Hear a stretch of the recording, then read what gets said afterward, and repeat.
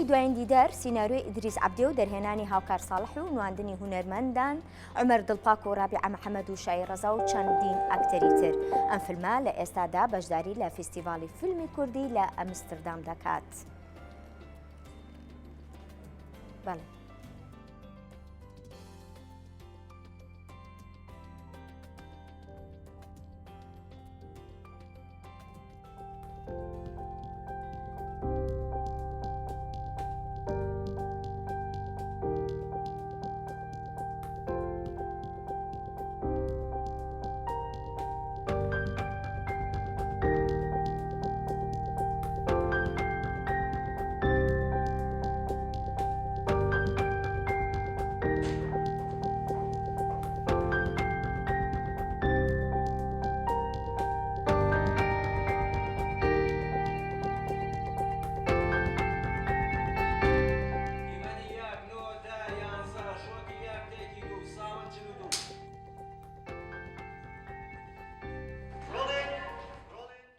هاوکار ساڵح دەرهێنەری فیلمی دوایین دیدار لەگەڵمان ئامادەی و گفتوگۆی زیاترەکەین سەبارەت بە فیلمەکە. هاوکار سڵاو لێبێ بەخێر بێ.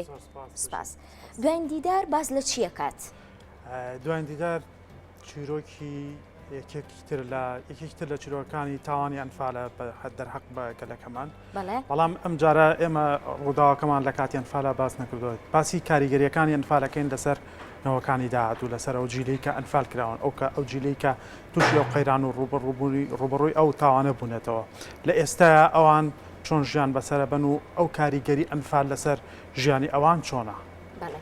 بۆچی یەکەمین نمایشی لە فیستیڤالێکە بێت لە دەرەوەی کوردستان؟ لە ڕاستی ئێمە فیلمەکەمان بەرهەمێناوە لەم ئەخیرانەیە فیلمەکەمان تەواو بووە لە قۆناغی پۆست پرۆدەکشن.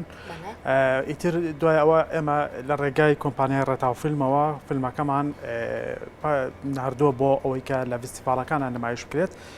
خۆشبەختانە فیستیڤاڵی ئەمستردام فیستیڤاڵێکی کوردیە ئێستا ئەو فیلمەکە وەرگیراوە و لەوێ نمایشەکرێت.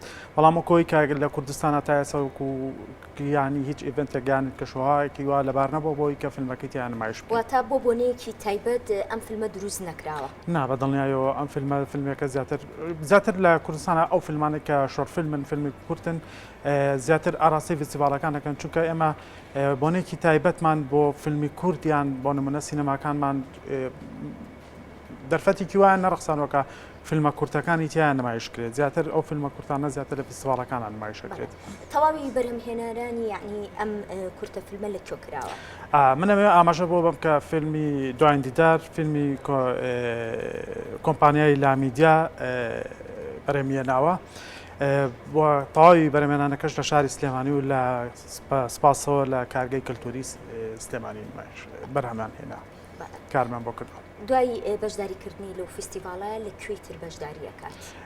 وەکو ئەوی ئاماژەم پێەیە ئێمە فیلمەکەمان نردووە بۆ لە ڕێگای بەڵێ لە ڕێگای کۆمپانیای ڕێتاو فیلمەوە ئیتر ئەو فیستیڤالانەی کە هیچ فیستیڤالێکی تر وەڵامی یاوەتەوانێت کە ئەم فیلمی ئێوە بەشدار بێت لە فیستیڤال لەبەرەوەی کە فیلمەکەمان بەرهەمی 2023 لەم کۆتایانە فیلمەکەمان نردوە تا ڕێتاو فیلم ئیتر ئەوان لە ئێستەوە نردویانە بۆ زۆرێک لە فیستیڤالە جیهانیەکان بەڵام ئێمان فیستیڤالەکانیش کاتی خۆیان هەیە بۆی کە چ کاتێک وەڵامی ئەو فیلمانە ئێنەوە هەر کاتێک وەڵامیان هاتەوە ئێمە ئاماژەی پێین و بڵاویەکەینەوە. چی بکرێت بۆ ئەوەی بینەرانی ئێمە فیلمەکانی ئێمە ببینن؟